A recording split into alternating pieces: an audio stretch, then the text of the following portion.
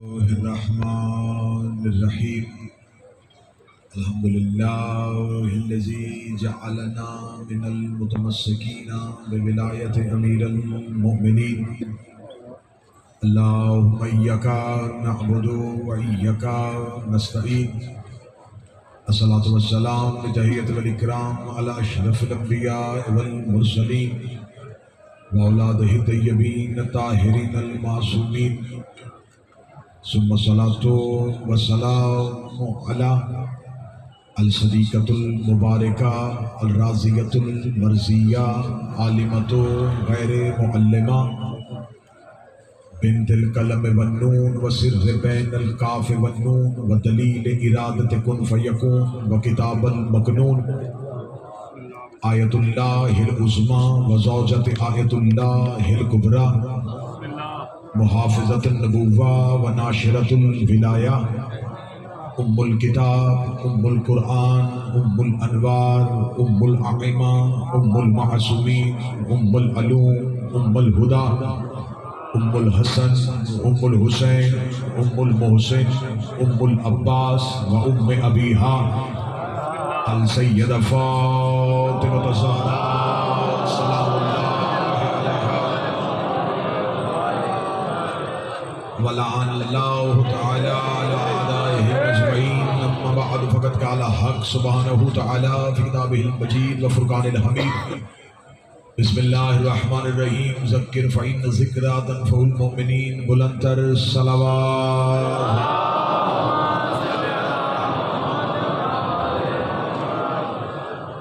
محبان نبی و اہل بیت نبی، ماتمداران مظلوم کربلا، زائرین حسین ابن علی، میری دعا ہے کہ مخدومہ عالمیان شہزادی کونین آپ کا بارگاہ جلیلۃ القدر میں حاضر ہونا قبول فرمائے. میرے مالک اس روحانی سفر کو معنویت اور عرفانیت کے ساتھ نصیب فرمائے. محبت حسین کو معرفت حسین کے ساتھ نصیب فرمائے. میرا مالک زندگی میں بار بار، کئی بار اور ہر بار آپ کو کربلا بلائے. جو سسک رہے ہیں، جو تڑپ رہے ہیں، میرا مالک انہیں کربلا میں آنے کی اجازت عطا فرمائے. ان مجالس کو، ان صف ادا کو بچھانے کے لیے جن بھائیوں نے بالخصوص جناب سید حامد رضا نقوی، سید علی رضا کاکے شاہ، سید عمران شرازی صاحب، میاں اعظم انصر بھٹی صاحب اور شیخ حیدر صاحب، یہ تمام افراد جنہوں نے یہ بڑی محفل خوبصورت انداز میں سجائی، میرا مالک تمام کی توفیقات میں اضافہ فرمائے. جو دعائیں مجھ تک ممبر پہ پہنچائی گئیں، میرا مالک جن کے نام میں نہیں لے سکتا، ان کے نام کوئی اس لینے کی ضرورت بھی نہیں ہے. مقلب القلوب والابصار ہے، مدبر اللیل والنہار ہے. میرا مالک وہ تمام دعائیں جو مجھ تک ممبر پہ پہنچائی گئیں، ان تمام دعاؤں کو اپنی بارگاہ میں مستجاب فرمائے. ہمارے بھائی ثاقب کی والدہ علیل ہے، میرا مالک انہیں صحت عطا فرمائے. سید ذیشان نقوی صاحب جو سبیل کی ڈیوٹی دے رہے ہیں، ان کی والدہ علیل ہے، انہیں صحت عطا فرمائے. میاں ظفر عباس بھٹی صاحب، انہوں نے آپ سے التماس کی ہے کہ ان کی صحت یابی کے لیے دعا کریں. ہمارے بھائی ملک حسین، ان کے والد علیل ہیں، انہیں صحت یابی عطا فرمائے. سید وقار شاہ صاحب علیل ہیں، میرا مالک انہیں صحت عطا فرمائے. جو نام میں نہیں لے سکا، میرا مالک تمام بیماروں کو اس خاک شفا کا صدقہ صحت عطا فرمائے. دعاؤں کی قبولیت کے لیے جتنی ہو سکے ممکنہ بلند آواز سے صلوات تلاوت فرمائے.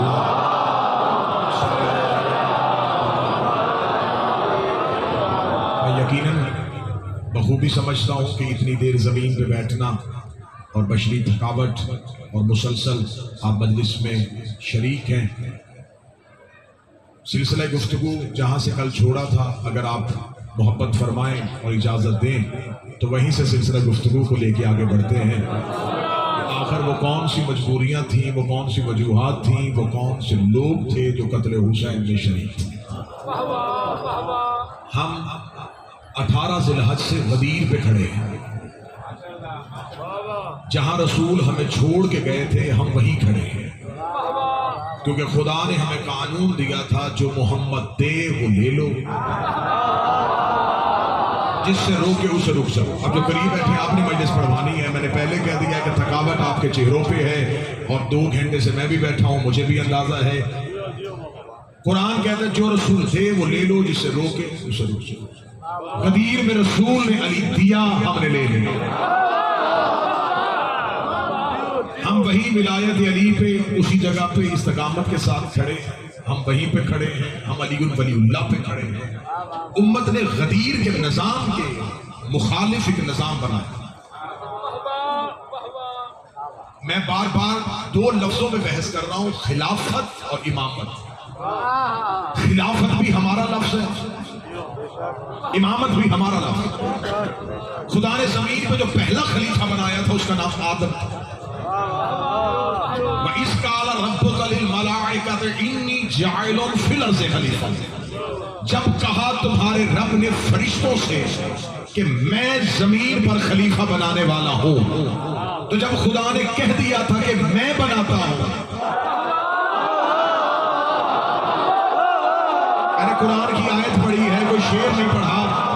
خدا نے کہا تھا انی جاعلون، جب بھی بناؤ میں بناتا ہوں، انی جاعلون فی الارض خلیفہ، زمین پہ خلیفہ میں بنانے والا ہوں۔ میرے مالک بنانا کس کے لیے ہے؟ زمین پہ۔ خدا نے کہا زمین پہ خلیفہ بنے گا، لیکن خدا نے ملائکہ کی محفل میں کہا جب میں فائزہ سویت و نفخت فیہ من روحی، جب میں اس میں اپنی روح پھونک دوں تو فوراً سجدہ کر دینا۔ بنایا زمین والوں کے لیے تھا، سجدہ عرش والوں سے کروا دیا۔ بنایا فرش والوں کے لیے تھا، سجدہ عرش والوں سے کروا دیا۔ خدا نے کہا جب میں اسے خلیفہ بناؤں تو تم نے اس کے آگے جھکنا ہے۔ فرشتوں نے کہا میرے مالک ہماری تسبیحاں، ہمارے سجدے، ہماری عبادت گزاری، فرمایا جب میری حجت بنے اس کے مقابلے میں سجدے نہیں لاتے، اس کے مقابلے میں عبادت نہیں لاتے، اس کے مقابلے میں تقویٰ نہیں لاتے، اس کے مقابلے میں پرہیزگاری نہیں لاتے۔ آخر ان میں سے ایک بہت بڑا عبادت گزار اٹھا اور اس نے اٹھ کے کھڑے ہو کے کہا میرے پاس نمازوں کی کثرت ہے، میرے پاس سجدوں کی کثرت ہے، میں تیرے بنائے ہوئے کو نہیں جھکوں گا۔ خدا نے نہ مہلت دی، جبکہ وہ غفار الذنوب تھا، وہ ستار العیوب تھا، وہ گناہوں کو معاف کرتا تھا، جو عیبوں پہ پردہ ڈالتا تھا، وہ قیامت تک کے لیے توبہ کو مقرر کرتا ہے۔ اس خدا نے کہا فاخرج لعنت الی یوم الدین، ابھی کہاں سے نکل جا، اب قیامت تک کے لیے تجھ پر لعنت ہوگی۔ میرے مالک اس نے تیرا انکار نہیں کیا، اس نے تیرے سجدے کا انکار نہیں کیا، اس نے تیری توحید کا انکار نہیں کیا، اس نے صرف آدم کا انکار کیا اور تو نے اسے فوراً نکال دیا۔ مالک نمازیں دیکھ، مالک سجدے دیکھ، مالک عبادت دیکھ۔ خدا نے کہا آج اسے اس لیے نکال دیا ہے، حجت بھی پہلی ہے، منکر بھی پہلا ہے، حجت بھی پہلی ہے، انکار کرنے والا بھی پہلا ہے۔ اگر آج اسے سجدوں کی وجہ سے معاف کر دیتا تو کل بڑے بڑے عبادت گزار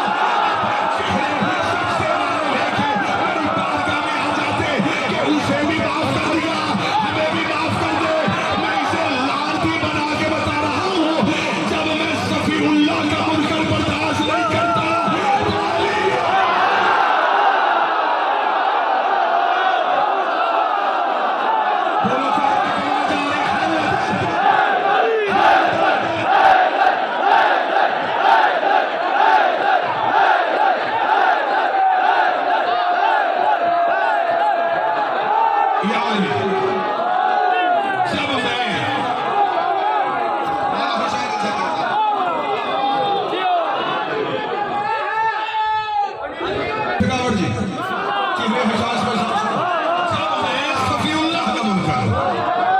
ولایت علی بدن کی تھکاوٹ بھی اتارتی ہے، روحوں کی بدن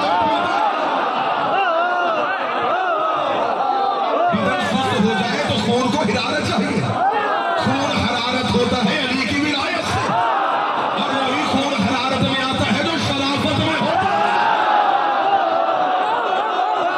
رگوں میں پکیزہ لہو ولایت علی اور فضائل علی سن کے گردش کرتا ہے، جم جاتا ہے لہو بدن پہ اگر ماں شریف نہ ہو۔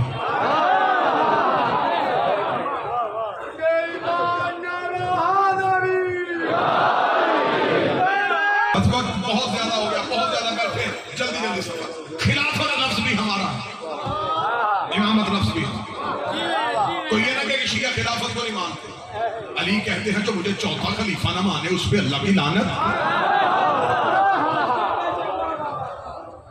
میرا مولا امیر المومنین علی کہتے ہیں جو مجھے چوتھا خلیفہ نہ مانے اس پر اللہ کی لعنت۔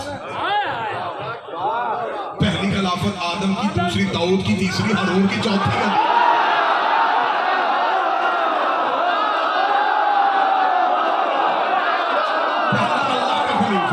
آپ کے خلیفہ کی بات کر رہا تھا. چہرے جناب کے پریشان کیوں ہوئے؟ پہلی خلافت آدم کی، دوسری داؤد کی، تیسری ہارون کی، چوتھی علی کی.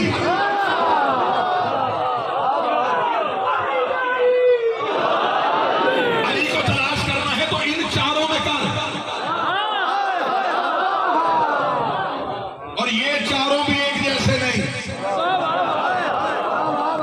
اگر آپ کہیں جیسی آدم کی ویسی ہی علی کی، نہیں. اگر تو کہے گا کہ آدم علی سے بڑا خلیفہ ہے تو بتا سید الانبیاء کون ہے؟ رسول. اور رسول غدیر نے کیا کہا؟ جس کا میں مولا اس کا علی مولا. خلافت لفظ بھی ہمارا، امامت لفظ بھی ہمارا.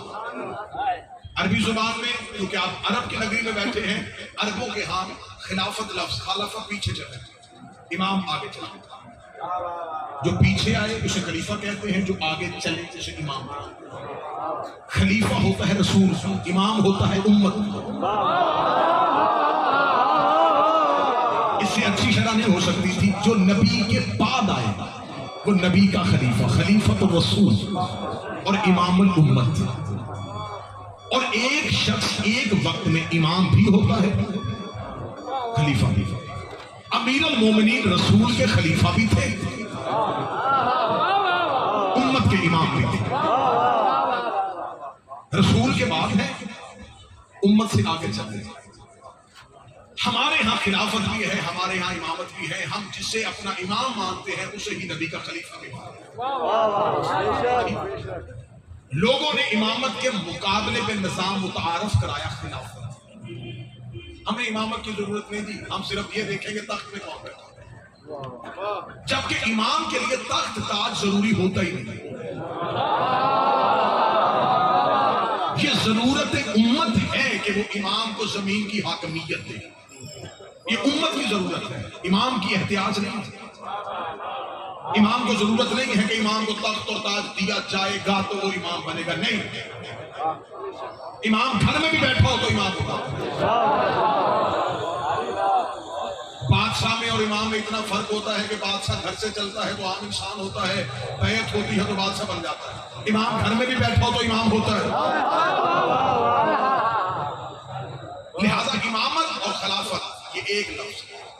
انہوں نے امامت کے مقابلے میں خلافت کا نظام متعارف کروایا. انہوں نے کہا ہمیں امام کی ضرورت نہیں، ہم خلافت کو مانیں گے. جب یہ خلافت کو مان رہے تھے تو پھر انہوں نے مجبوری بنی، انہوں نے امام بھی بنائے.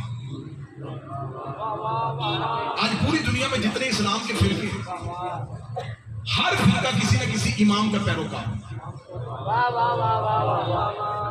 ہم کلمہ نبی کا پڑھتے ہیں، ولایت علی کے قائل ہیں، ماتم حسین کا کرتے ہیں، کہلوات جعفری ہیں. کیونکہ فقہ مرتب ہوئی امام صادق کے دور میں، لہذا اس لیے اس فقہ کو فقہ جعفری. ہماری فقہ کے مخالف جو نظام ہے وہ بھی کسی نہ کسی امام کے پیروکار. جب تمہیں امام کی ضرورت ہی نہیں تھی تو تم نے پھر خلافت کے ہوتے ہوئے امام کیوں بنائے؟ اب میں بات کیونکہ بڑے سنجیدہ موڑ پہ تاریخی انداز سے لے کے چل رہا ہوں.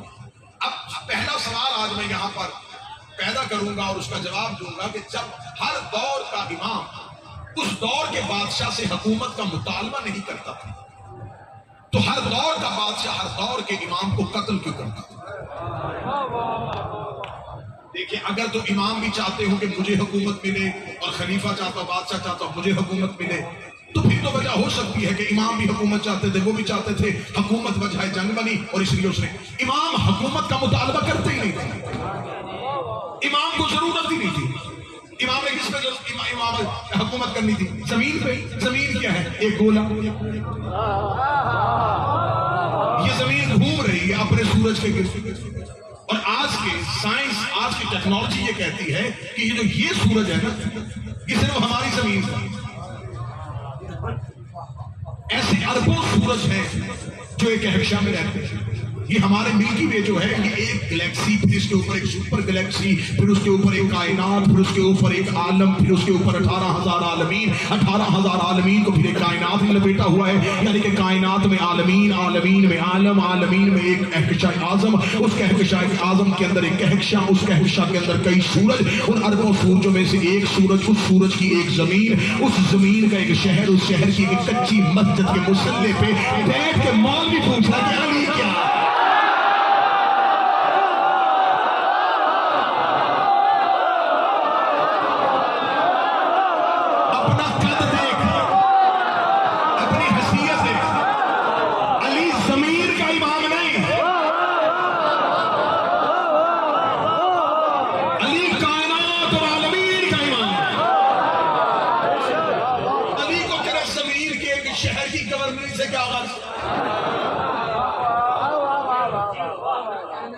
سلیمان نبی گزرا تھا وادی نمل سے، قرآن میں پوری کہانی موجود ہے. تخت ہوا میں جنات اڑا رہے تھے، فرشتے پیچھے چل رہے تھے، ہواؤں کو چلنے کا حکم دیتا تھا، پرندوں کی بولیاں جانتا. اتنی عظیم سلطنت والے سلیمان جب وادی نمل سے گزرے تو ایک چونٹی نے زمین پہ رینگتے ہوئے باقی چونٹیوں کو آواز دی کہ اے چونٹیوں اپنی پلوں کے اندر چلی جاؤ، کہیں سلیمان کا لشکر تمہیں کچل نہ دے.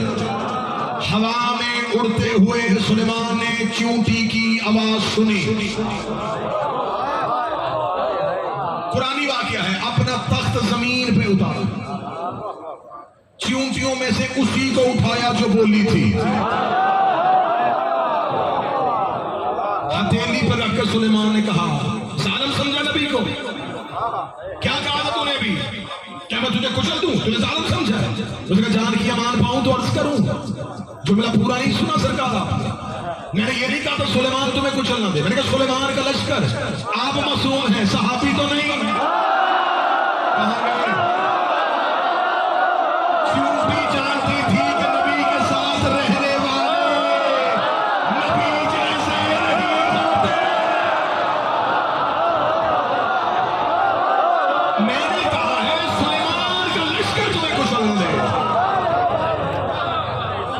میں اختیارات امامت پڑھنے لگا اور اسی فاتح نمل سے ایک جنگ سے واپسی پہ علی گزرے تھے. اس وقت کی چونٹیوں کی سردار نے کہا اے چونٹیوں پلوں سے باہر آؤ، وہ دیکھو علی. جیسے سلیمان نے تخت زمین پہ اتارا تھا ویسے ہی علی نے زمین پہ اتارا. اسی چونٹی کو اٹھا کے علی نے شد اللہ ہاتھ پہ رکھا اور رکھ کے کہا مدتوں تو پہلے کہ نبی گزرا تھا، نام اس کا سلیمان تھا. اس وقت تمہارے قبیلے کی سردار نے کہا تھا پلوں کے اندر چلی جاؤ، تو نے کہا پلوں سے باہر آ جاؤ. اس نے کہا وہ نبی تھا، تیرا چہرہ دیکھنا.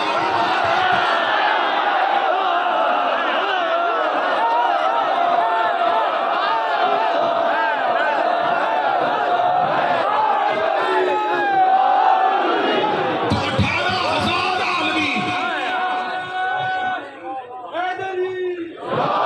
معصوم فرماتے ہیں کہ 10 لاکھ آدم گزر چکے ہیں اور 10 لاکھ آدم تم کس آدم کی گزر. اور علی ہر دور میں علی ہے. تو جس ایمان کا اتنا بڑا جتنی حدود ہو وہ عالمین کا ایمان ہو، وہ چاہے گا کہ میں کوفے کا گورنر بن جاؤں. جس کے نوکر تخت کو جوتی کی نوک پہ رکھتے ہیں. میں نے پچھلی مجلس میں جملہ پڑھا تھا اور جملہ پھر زبان کی نوک پہ آئے. سلیمان محمدی کو آ کے ایک بندے نے کہا تھا کر لیتا تو بھی ان کی بیعت، مل جاتی کسی اچھے سے شہر کی گورنری.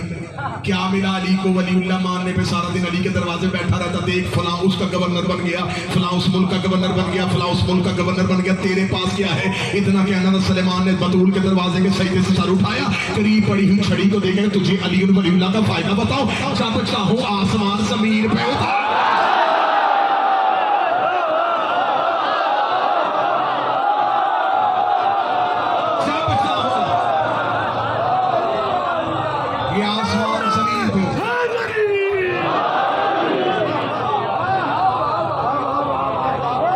نوکر ہے یہ نوکر،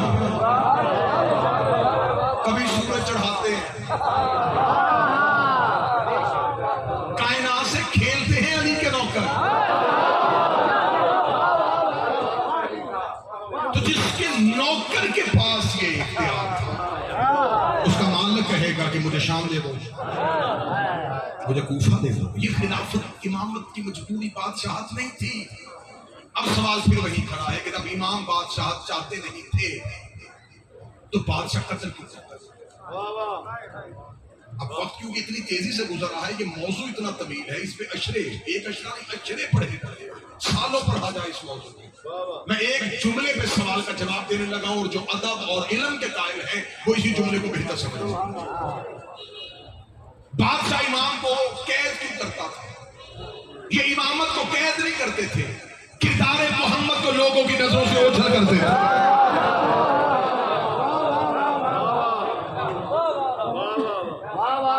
انہیں خبر تھی اگر یہ کردار یہ سب چلتا رہا، کسی جگہ پہ چور چوری کرنے آئے نا اور اندھیرا ہو اور کوئی ایک لائٹر جلائے تو سب سے پہلے لائٹ بجھائے. اسے پتا اگر یہ روشنی چلی میرا چہرہ پہچانا. تو امام ہوتا ہے زمین پہ اللہ کا چراغ. ان کے کردار کی روشنی ان کے چہرے سے نقاب اتار رہی تھی. اموی کردار اتنے گندے تھے، بادشاہوں کے کردار اتنے گندے تھے کہ یہ امامت والا کردار زمین پہ دیکھنا نہیں چاہتے تھے.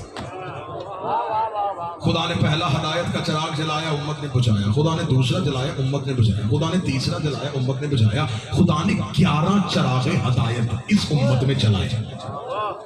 اس امت نے 11 کے 11 بجھائے. خدا بار بار کہتا رہا فابی ای اہلا رب کو ماں تم میری کس کس نعمت کو جھٹلاؤ گے؟ میں نے تمہارے درمیان کتنے بہتر چراغ جلائے.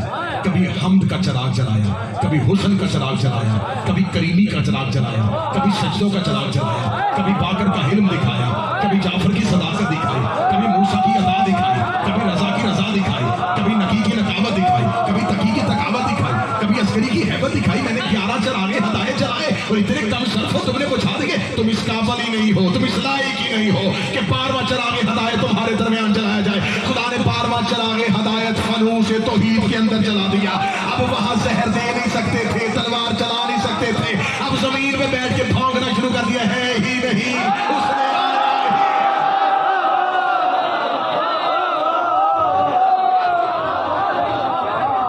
اس لیے تو میر مونس نے کہا تھا فانوس بن کے جس کی حفاظت ہوا کرے وہ شمع کیا بجھے جسے روشن خدا کرے. یہ امامت کے کردار تھے. ہر دور کی بادشاہت ہر دور کی امامت سے ٹکراتی ہے.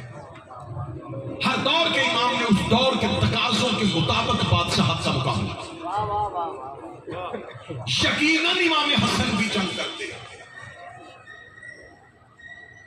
اگر دور حسین جیسے حالات ہوتے اور یقیناً امام حسین بھی معاہدہ کر لیتے. اگر دور حسن جیسے کوئی بہتر خطابت کے نکات سمجھنے والا ہو تو میں اس کی آسان دلیل دے دیتا ہوں کہ آپ کوئی مریض کسی ڈاکٹر کے پاس جائے اور اسے اپنا کوئی مرض بتائے تو ڈاکٹر اسے کوئی میڈیسن ایک نسخہ تجویز کرے. تھوڑا عرصہ وہ نسخہ کھانے کے بعد وہ واپس آ کے کہے کہ میں مدت سے آپ کا نسخہ کھا رہا ہوں، آپ کی دی ہوئی دوائی استعمال کر رہا ہوں لیکن فرق نہیں پڑا.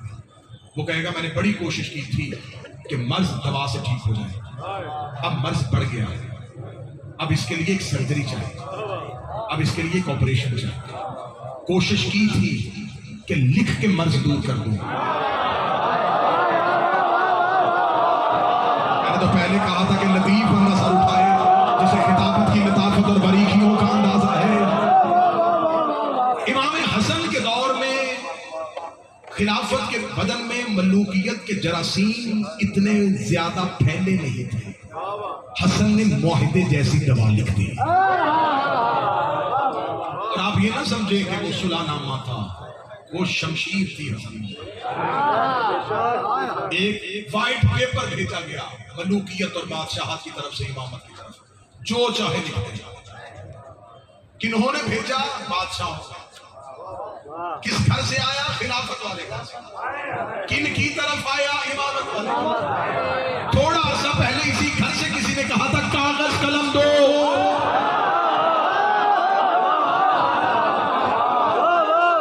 اس وقت انکار ہوا تھا، تھوڑا سا گزرا تھا کہ اسی گھر سے کاغذ قلم آ گیا۔ جو بھی لکھوائیں گے ہمیں تو ہر صورت حکومت چاہیے، لکھوا لیں جو لکھوانا۔ اب میرے بادشاہ حسن نے جنگ کی، کیونکہ کل مولا حسن کا دور آ گیا تھا اور وہاں بات تمام ہو گئی۔ میرے مولا حسن نے کہا لکھو آج کے بعد حاکم شام قرآن اور سنت پہ عمل کرے گا۔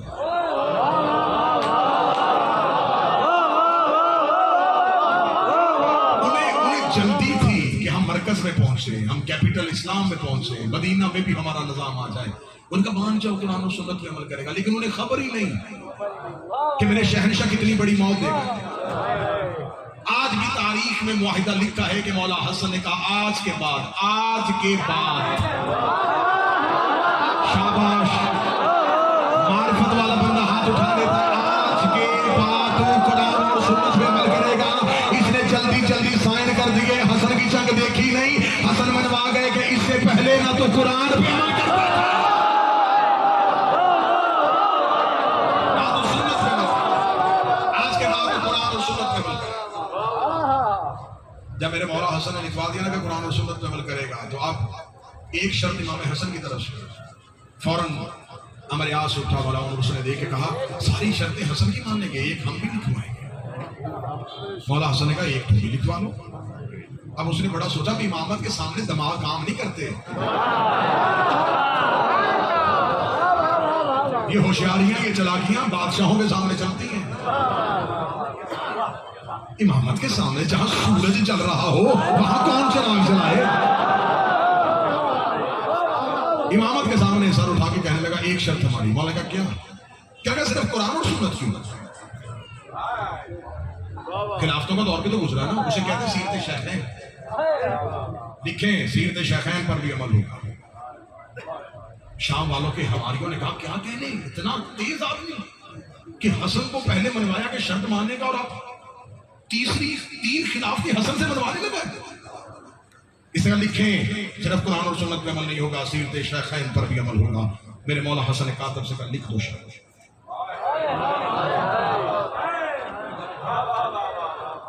امامت کے پاس بیٹھنے والوں نے یہ امامت کا فیصلہ سمجھا نہیں۔ یاد رکھنا امامت کے کسی فیصلے میں کیوں کیا کیسے نہیں کہتے۔ امام کہے نا کہ تندور میں چھلانگ لگا دو، لگا دیتے۔ مولا کا لکھتے، کاتب کہتا مولا سیرت شیخین، مولا کا لکھ۔ جب لکھوانے لگا تو عمر بن عاص نے کہا اتنی جلدی شرط مان گیا؟ اس نے کہا علی کا بیٹا میں سیرت شیخین لکھوا رہا ہوں۔ مولا نے کہا ہاں میں لکھوا رہا ہوں۔ اس کا کیا تو مان جائے گا کہ ان کی سیرت میں بھی عمل ہوگی؟ مولا نے کہا تو خود ہی اپنی منہ سے اپنی شکست مان گیا۔ جب میں نے قرآن اور سنت لکھوا دی تھی تم نے علیحدہ سیرت لکھوا کے زمانہ کو بتا دیا کہ ان کی سیرت میں قرآن کا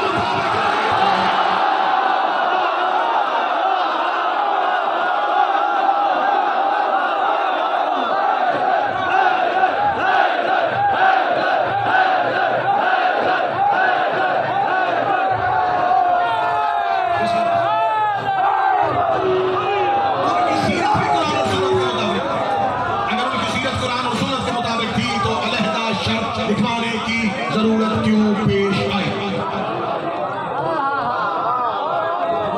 اب تو نے علیحدہ لکھوائی ہے تو قرآن و سنت سے خود ہی ہٹا دیا ان کو۔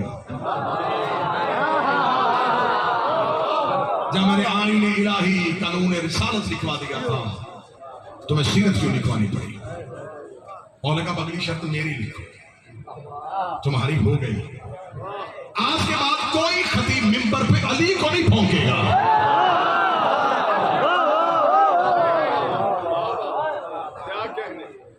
70 سال مسلسل منبروں پہ علی کے خلاف خطیب زبانیں کھولتے رہے. آج کسی بھی منبر سے علی کے خلاف تقریر سنو نا تو سمجھ نہیں آئے.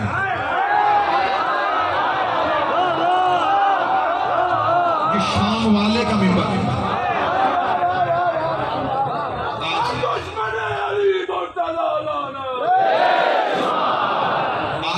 آج قانون بن رہے ہیں میرے ملک پاکستان میں. نہیں، صحابہ کی عزت پہ کوئی سمجھوتا نہیں ہو. تو اس قانون کو یہاں سے کیوں شروع کرنا ہے؟ پیچھے سے شروع کرو. یہ جو جرم گلے میں ڈال کے پھر رہا ہوں نا، یہ یہی تھا. میرے پاکستان کے لوگ ہیں، میں تو زندگی میں کبھی منبر پہ، کیونکہ میں نے اپنا فیصلہ ان بادشاہوں کو دے دیا. گدائی ان کی ہے، نوکری ان کی ہے. 2 سال پہلے اسی سے 1 رات قبل میں نے وطن چھوڑا تھا. اور فیصلہ آج کر لو، جنہوں نے چھڑوایا تھا وہ کہاں پہنچے اور میں کہاں پہنچا. وقت نے فیصلہ کر دیا. میں تو وہاں آ گیا جو ہماری منزل تھی.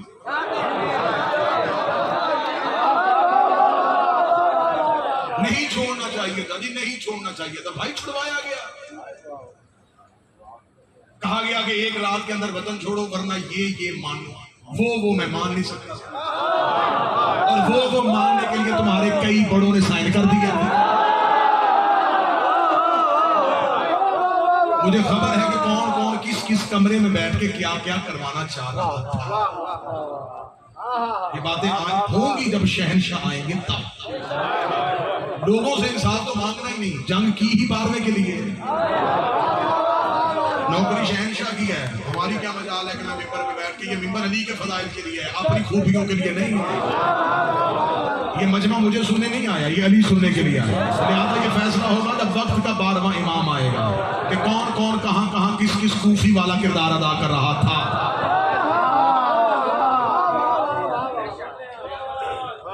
لہٰذا میرے مولا شہنشاہ امام حسن نے کہا کوئی خطیب ممبر پہ علی کو نہیں. آج لوگ کہہ رہے ہیں صحابہ کی عزت پہ کوئی سمجھوتا نہیں ہوگا، تو قانون پیچھے لے کے جاؤ. علی کو امام نہیں مانتے، صحابی تو مانتے ہو.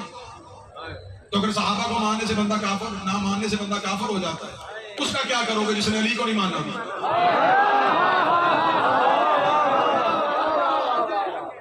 ممبروں سے علی کو پھونکا گیا، ممبروں سے علی کے خلاف باتیں کی گئی. یہ ممبروں سے کھل کے بات کرنا علی نے تو روکا تھا اپنے نوکروں کو، رہنے دو. یہ تم نے شروع کیا تھا جب تم نے ممبر علی کے خلاف استعمال کیا، تو اب یہ ممبر علی کے دفاع میں استعمال. امام حسن بادشاہ نے واحدہ کل میں پہنچا تھا مولا حسن امیر کی شہادت، مولا کو شہادت مل گئی. اب یہ اگلا جو دور آیا، یہ دور بڑا سخت ہے. اب تھوڑی آپ نے توجہ فرمائی. اس دور میں کوفے پہ اپنی مرکزی حکومت قائم کریں گے. جب کوفے پہ اپنی مرکزی حکومت قائم کر لی گئی اور امام حسین کو بیعت کے لیے مطالبہ کر لیا گیا، اور 4 لوگوں کا نام حاکم شام اپنے بیٹے کو بتا کے گیا تھا کہ ان 4 لوگوں نے تیری بیعت نہیں کرنی. ان میں سے سب سے اوپر جو نام تھا وہ حسین ابن علی تھے. داد آپ دے چکے، نعرے آپ لگا چکے، اب یہ تاریخی حقائق ہیں، تھوڑا بیدار ہو کے خود درست ہوئے. سب سے اوپر نام حسین ابن علی، اس سے بیعت کرنی. اب جب باپ نے کوشش کی تھی اور حسن نے بیعت نہیں کی، تو وہ بیٹے سے یہ کام کیوں کروانا چاہتے ہیں؟ کیونکہ اب وہ ملوکیت کو امامت میں بدلنا چاہتا تھا. وہ چاہتا تھا کہ اب تک زمانہ ہمیں بادشاہ کہہ رہا ہے، جانشین پیغمبر نہیں کہہ رہا. تو ہم جانشین پیغمبر بننے کے لیے نبی کے بیٹے سے بیعت ضروری ہے. حسین ابن علی نے انکار کیا، قیام کر دیا میرے بادشاہ حسین. میرے مولا حسین اپنے ساتھیوں کو لے کے مکہ، اور مکہ سے جب بیٹھے ہیں مولا، تو اب یہاں پر ایک کردار ہے جو ہمیں بار بار جھنجھوڑ رہا ہے کہ مولا علی بھی کوفہ آئے، امام حسن بھی کوفہ آئے، اور امام حسین بھی جب مدینہ سے چلے تو کوفہ کی جانب جا رہے ہیں. تو کوفہ میں کیا ہو رہا تھا جو 3 امام وہاں جا رہے ہیں؟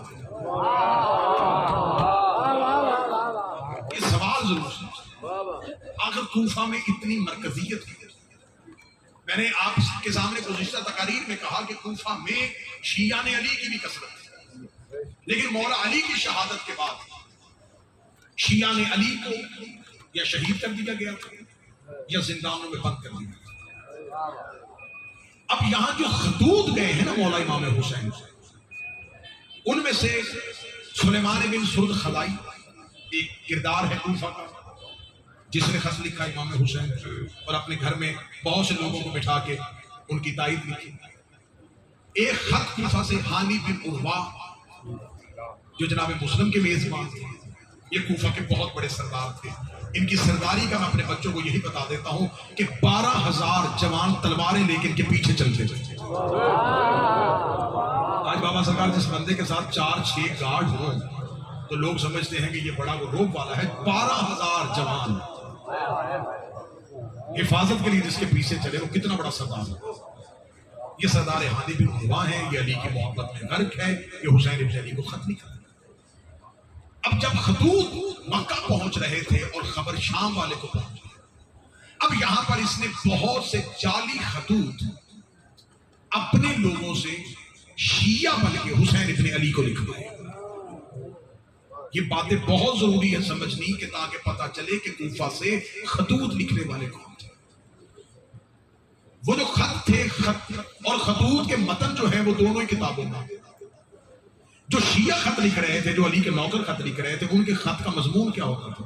حمد الہی، آل محمد کے گھر کی توصیف، اور اس کے بعد کہا جاتا تھا کہ مولا آپ جلدی آئیے، ہم آپ سے بیعت کے لیے تڑپ رہے ہیں، ہم انتقام لینا چاہتے ہیں علی کا، ہم انتقام لینا چاہتے ہیں حسن کا، ہم آپ کی قیادت میں، ہم کبھی بھی، نعمان بن بشیر اس وقت گورنر تھا کوفے کا، ہم نہ اس کے پیچھے نماز جمعہ پڑھتے نہ نماز عیدین پڑھتے، جب تک آپ نہیں آئیں گے ہم نے نمازیں پڑھیں گے تو آپ کی اقتدام ہے۔ یہ تھے شیعوں کے خط کے مضامین۔ اور جو حاکم شام کے بندے لکھ رہے تھے، اب وہ بھی خط تاریخ میں لکھے ہوئے، لہلہاتی ہوئی فصلیں، میوہ دار درخت آپ کا انتظار کر رہے ہیں، ذہن بتا رہا ہے کہ امامت کو کیا سمجھ رہے ہیں۔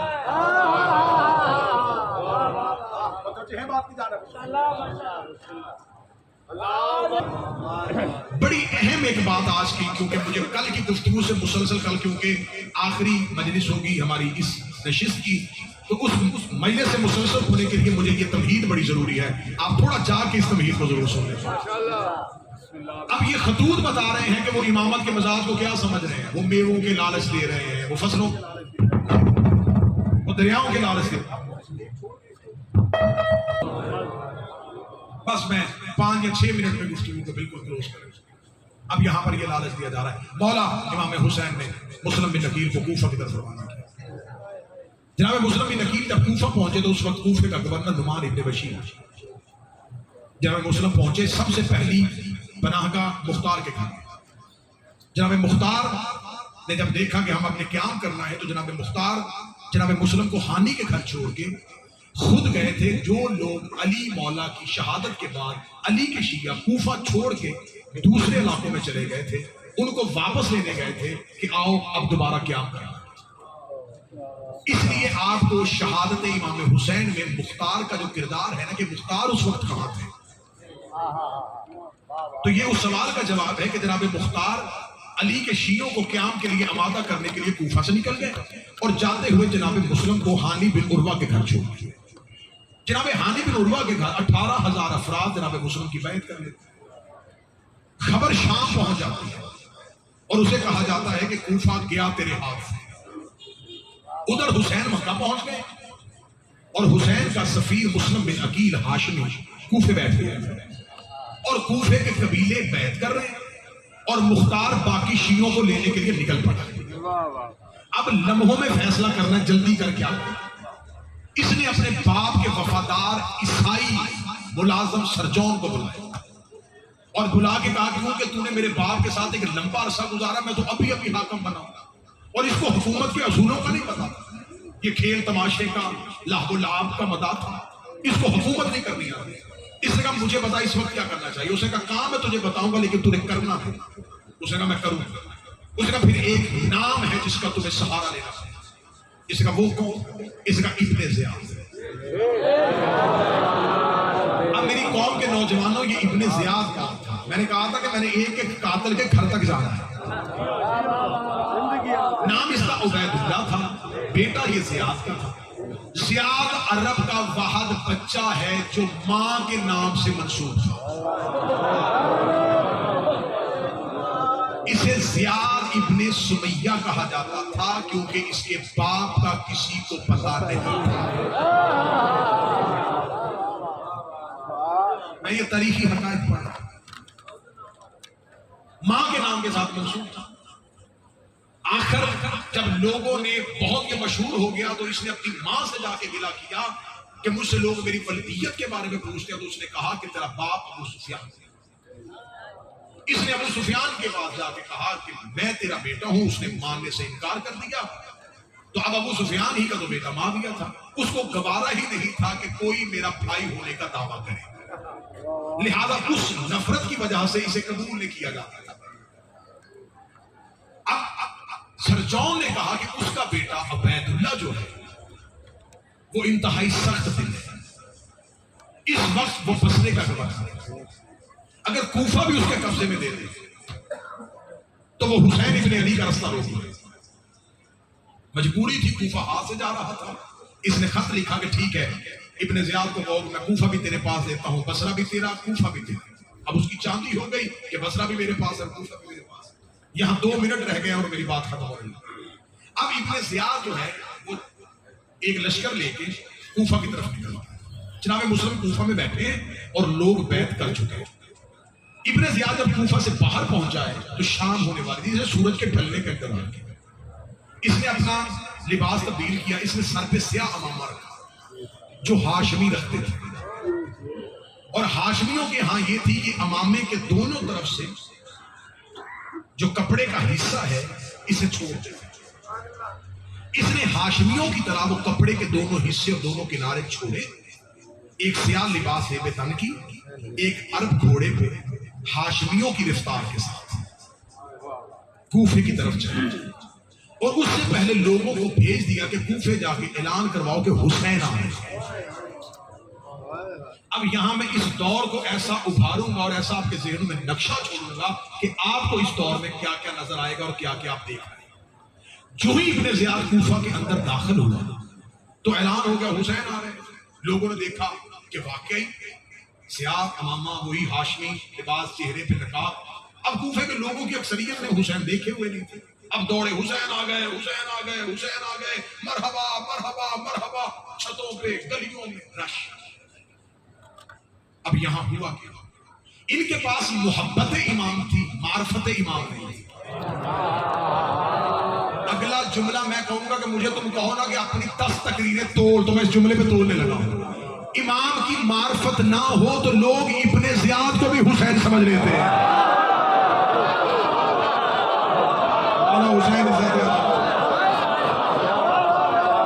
امام کی معرفت نہ ہو تو لوگ ابن زیاد کو بھی امام سمجھ لیتے ہیں. معرفت ہی نہیں تھی, کھوکھلی محبت, زبانی محبت. ہم حسین کو چاہتے ہیں, ہم حسین سے پیار کریں گے, اور ابن زیاد کے گھوڑے کے آگے دوڑے حسین آگے حسین. اور جن کو معرفت تھی انہوں نے گھر کی کھڑکی کھولی. کون ہے؟ حسین ہے. حسین نہیں. غلام نے کہا پورا کوفہ گلیوں میں آ گیا. اسے کہا حسین ہوتا تو رات کی تاریکی میں نہ آتا. حیدر کرار کا بیٹا ہے جس کا نانا مکے میں دن کی روشنی میں گیا. یہ ہے معرفت. یہاں پر ایک مزدور کا کردار ملتا ہے. اس نے چھت کے اوپر سے دیکھا, کہیں سے کہا آجا نیچے, حسین نہیں ہے. اس نے کہا تو نے دیکھا ہے حسین کو؟ اس نے کہا نہیں دیکھا. اس نے کہا کیسے پتا چلا؟ اس نے کہا حسین ہوتا تو پیچھے اکبر و عباس آ رہے ہو. ہاشمیوں کا درگاہ ہوتا یوں بزدل سپاہیوں کے ساتھ حسین آتا. اب یہاں کوفہ میں کیا ہوا؟ یہاں پر لوگوں کے پاس محبت کا دعویٰ تھا, لیکن جب امام وقت نے مانگا انہوں نے رک گئے. اسی کردار کو اب لے گئے. امام سے مانگنا سب کچھ ہے, لیکن جب امام مانگے پھر اگر چہرہ پھر جائے تو سمجھ لینا مزاج کوفی ہے.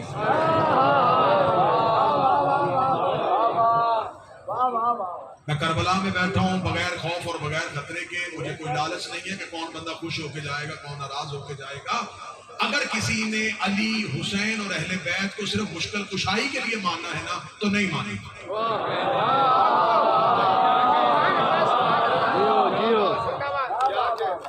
اگر معرفت امام ہی نہیں ہے, اگر روح حسین ہی نہیں ہے, اگر فکر حسین ہی نہیں ہے, اگر استقلال ہی نہیں ہے, اگر عزم حسین ہی نہیں آیا, اگر قربانی دینے کا جذبہ ہی پیدا نہیں ہوگا, اگر حسین پہ مر مٹنے کی طاقت ہی نہیں آئی, تو صرف حسین اپنی مدد کے لیے مانگ رہا ہے. یہ بھی دے دیں, یہ بھی دے دیں, یہ بھی دے دیں, یہ بھی دے دیں, یہ بھی دے دیں. میں نے علم پہ جب بھی چراغ دیکھا ہے منت کا دیکھا ہے, محبت کا نہیں دیکھا.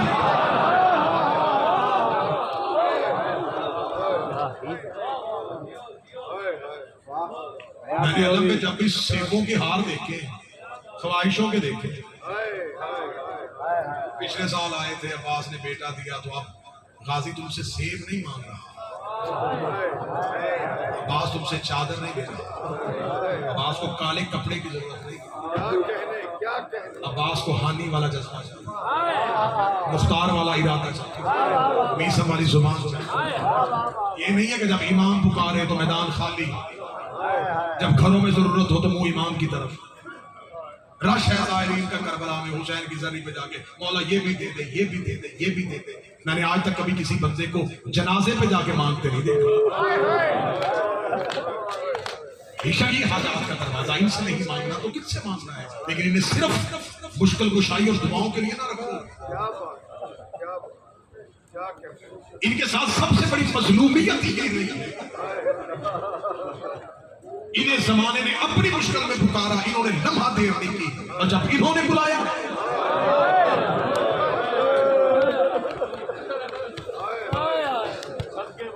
یہ موجودہ دور کی بات ہے.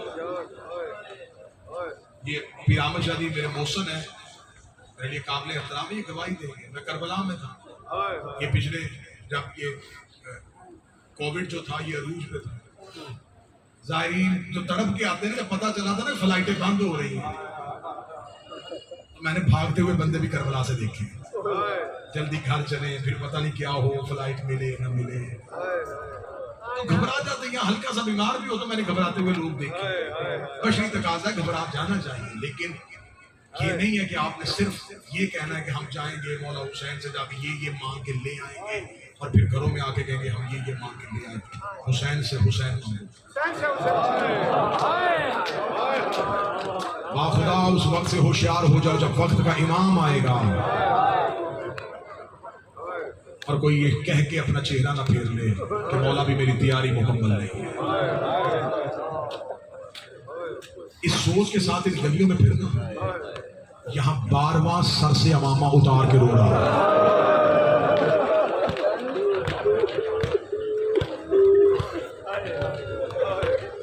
عباس کا صبر لمحوں کا صبر تھا. میرا خیال کو جملہ سمجھ گیا تو یہی مشاہد ہو جائے گا. مولا عباس کا صبر لمحوں کا صبر تھا. بس اس کے بعد عباس نے کہا مولا نہیں, اب زندگی لے لے, اب صبر اب نہیں دیکھا جا رہا. غازی سے چند لمحے نہیں دیکھا گیا, 12واں کتنے سالوں سے دیکھ رہا. رو رو کے کہتا دے مجھے اذن ظہور, میں زمانے سے پوچھوں میری دادیوں کا قصور کیا تھا.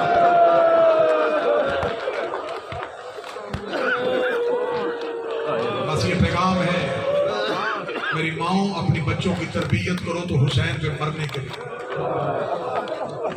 اپنی اولاد کو پالو تو انہیں کو تمہیں پال رہی ہے حسین پہ مرنے کے لیے. کہ زہرا کا غریب بیٹا ہے جس نے زخموں میں چور ہو کے آخری وقت میں تمہیں یاد کیا ہے.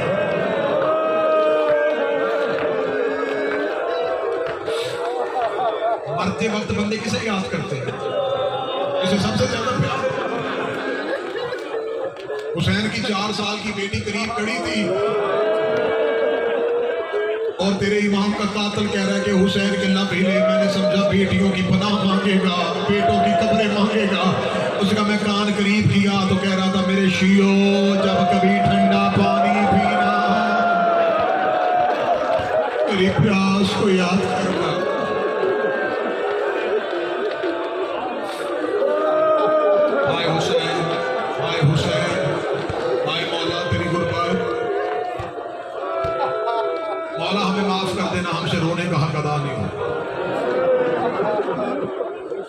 ہمارے لیے سب سے بڑی شرمندگی یہ ہے ہم اکبر سن کے زندہ جا رہے ہیں،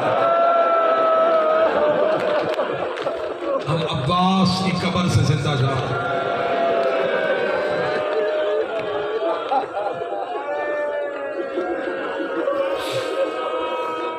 کل آخری رات ہے حسین،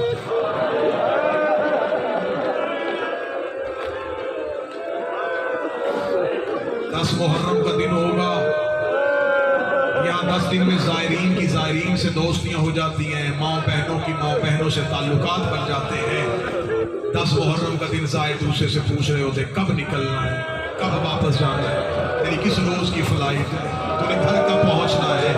جب کربلا چھوڑو تو ایک بار حسین کی قبر کی طرف دیکھ کے کہنا مولا ہم تو گھر جا رہے ہیں، مولا تیری بیٹیاں واپس گھر نہیں گئی، تیری بہنیں واپس گھر نہیں گئی، مولا تیری 4 سال کی بیٹی شام کے جنگلوں میں، تیری بہنیں شام کے جنگلوں میں رو رو کے کہہ رہی ہیں جلدی آ میرا مہدی بیٹا۔ اللہم جل ولیک الفرج، ظہور مانو ماروے کا، ظہور مانو میرے شہنشاہ کا ظہور،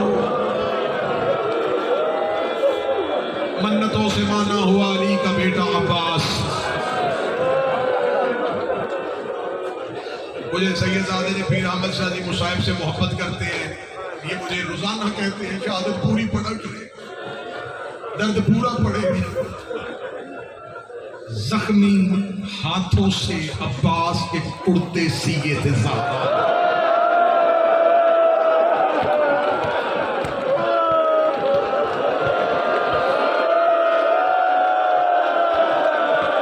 زینب کو قریب بلا کے کہتی تھی زینب یہ میں نے اپنے عباس کا لباس تیار کیا ہے، جب میرا عباس کرتا پہنے اس کے ہاتھ چوم کے کہنا اما فاطمہ سلام کہہ رہی تھی۔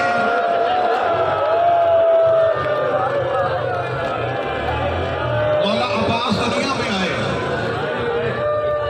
اتنا اٹھایا ہے بہنوں نے عباس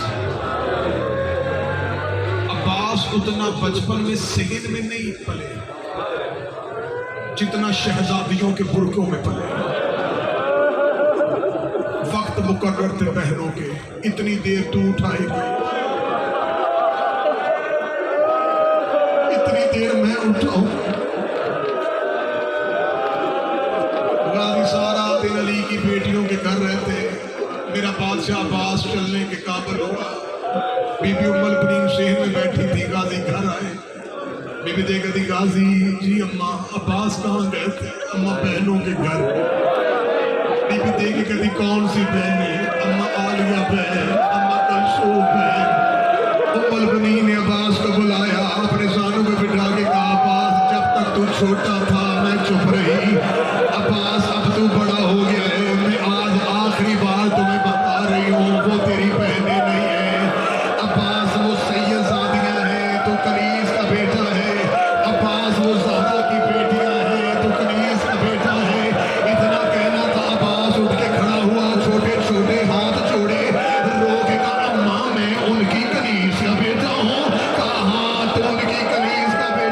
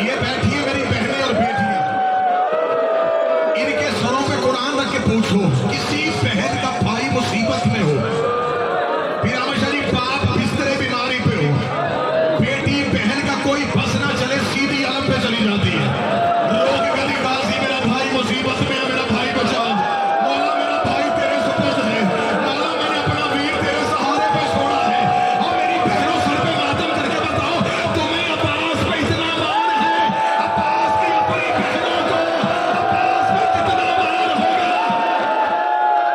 ماتم کرو سر کا جو عباس کو رونے کے لیے بڑے مان تھے علی کی بیٹیوں کو، رو رو کے کہتی تھی نہیں میرا عباس زندہ ہے، میرا عباس زندہ ہے۔ کربلا تک آتے ہوئے عالیہ تسلی میں رہی، شب عاشور عالیہ تسلی میں رہی۔ مقتل کہتی ہے جب گئے نا عباس حسین سے اجازت لینے، مولا عباس نے اجازت مانگی، غریب کربلا کا جملہ مقتل میں آج بھی ہے۔ حسین کہتے عباس آپ میری فوج کے علمدار ہیں، سخی عباس رو کے کہتے وہ فوج کہاں ہے جس کا میں علمدار ہوں؟ میری آنکھوں کے سامنے میرے لائق شاگرد مارے گئے، مولا مجھے جانے کی اجازت دے۔ میں تمہیں سانس دلوا رہا ہوں کہ اگلا جملہ پہاڑ ہے مصعب کا، تم اپنے سینوں پہ کیسے برداشت کرو گے؟ حسین کی حالت 10 محرم عصر عاشور سے پہلے کیا ہوئی تھی میں پڑھ نہیں سکتا، بس یہ دیکھنا نا غریب لاشیں اٹھا اٹھا کے تھکا ہوا تھا، یا برابر کے بھائی نے جب آ کے کہا اب مجھے جانے دے، حسین نے جھکی ہوئی کمر سے عباس کا ہاتھ پکڑا، عباس کا ہاتھ پکڑ کے حسین ٹیلے کے پیچھے لے گئے، ٹیلے کے پیچھے جا کے ایک بار پاؤں سے سر تک غازی کی جوانی دیکھی، روکتا عباس ایک سوال کا جواب دے اور مقتل چلا جا۔ عباس روکتے پوچھئے میرے بادشاہ کیا پوچھنا ہے؟ اب میں نہیں دیکھوں گا کون بندہ ہے جس کی آنکھ نم نہ ہو اور جس کا ہاتھ سر اور سینے پہ نہ آئے۔ حسین نے بے ساختہ عباس کے گلے میں باہیں ڈالی، روکنا مجھے اتنا بتا میں بہنے لے کے کہاں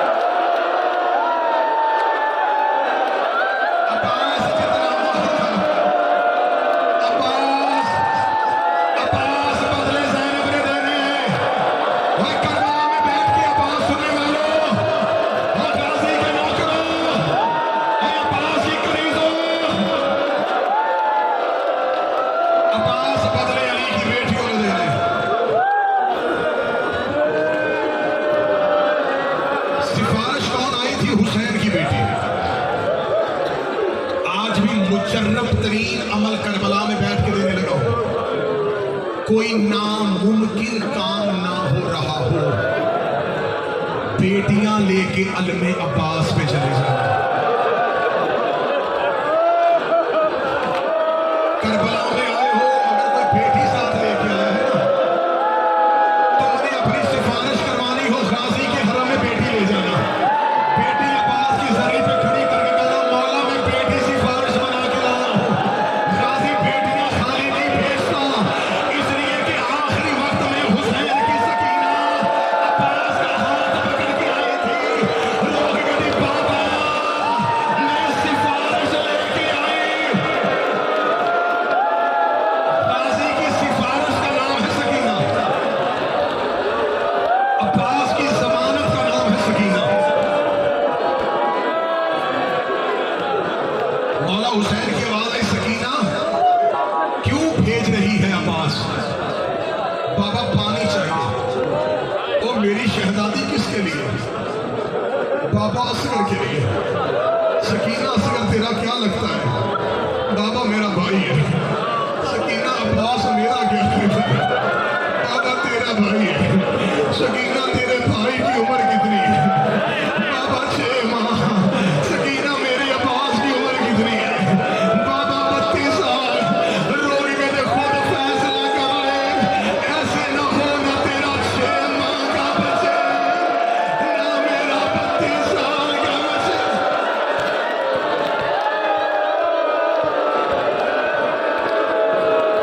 بابا صرف مجھے پانی نہیں چاہیے.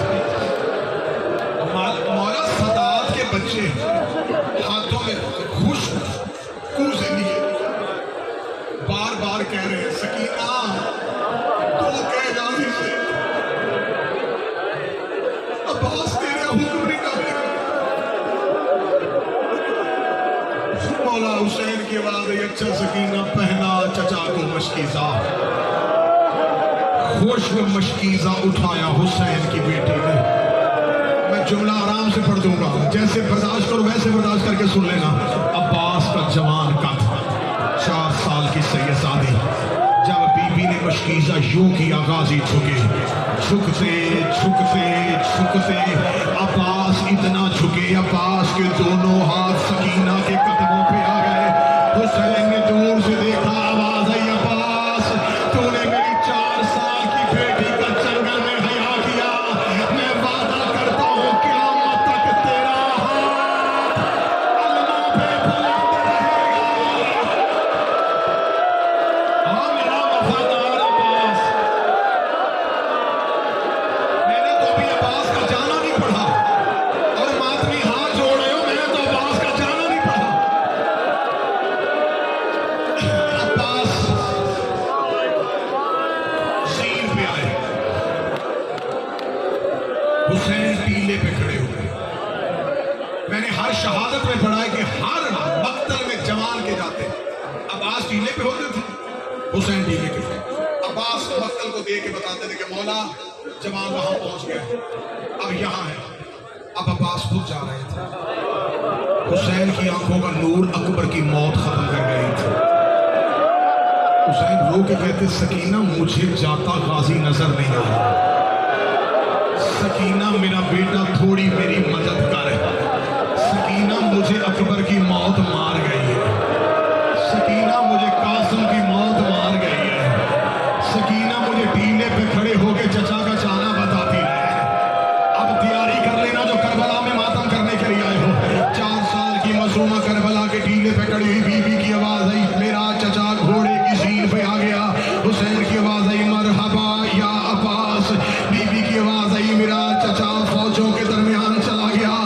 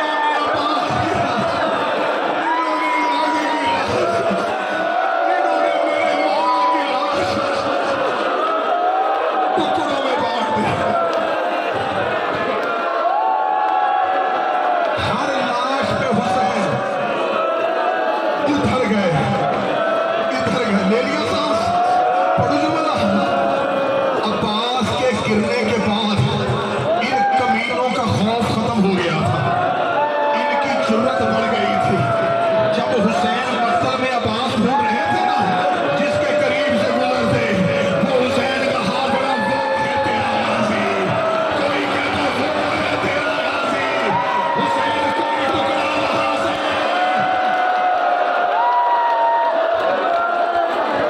آخری ایک روایت سنو، آخری ایک روایت، آخری میں برداشت ہوگا تم سے، نہ مجھ سے پڑھا جانا نہ تم سے سنا جائے گا۔ ٹکڑے چنے کیسے، لاش پہ گیا کیسے، آخری بات کیا ہوئی، بہن کو سلام کر کے سارا چھوڑ دیا، کربلا میں بیٹھے ہو، مجلس ختم ہو، آخری روایت، آخری روایت، آخری روایت، بطول کا واسطہ آخری روایت۔ ابھی مجلس ختم ہو، مولا عباس کے حرم میں جاؤ، غازی کے حرم میں جاؤ، مولا عباس کی زری کے دائیں جانب ہے باب ام البنین، حاجتیں پوری کرنے والا دروازہ۔ پوچھو مجھ سے، میں کربلا میں کھڑا ہوں، یہ دروازہ بی بی ام البنین کے نام سے منسوب کیوں ہوا؟ جب پہلی بار کربلا آئی تھی نا عباس کی ماں، غازی کی ماں کی کمر جھکی ہوئی تھی، میری شہزادی حسین کو رو رو کے آنکھوں کی بینائی چلی گئی تھی، لے کے کون آیا تھا؟ 5واں امام باقر۔ ظاہر بیٹھے ہو میری مائیں بہنیں بیٹیاں، میں نے پورے مصحف میں